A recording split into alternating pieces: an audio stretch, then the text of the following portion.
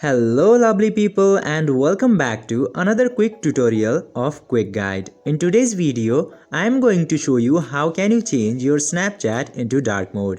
So without any further ado, let's dive right into this exciting video. Step 1. Open your Snapchat app.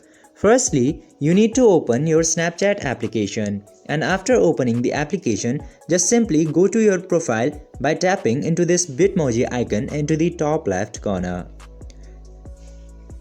Step 2. Go to the settings and select app preference. Now after coming to your Snapchat profile, you can see this gears option into the top right corner. Just simply click into that, and then it will redirect you to the settings of your Snapchat. You just simply have to scroll a bit and you can see this app appearance button. Simply click into that. Step 3.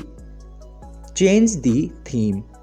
Now after coming to the app appearance, just simply select always dark option to change into dark mode. And after doing that, you have to restart your Snapchat, and then your Snapchat will be changed into the dark mode.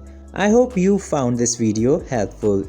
If yes, don't forget to like, share and subscribe to the channel to never miss another update. We'll meet in another video. Till then, be safe and keep loving the tech.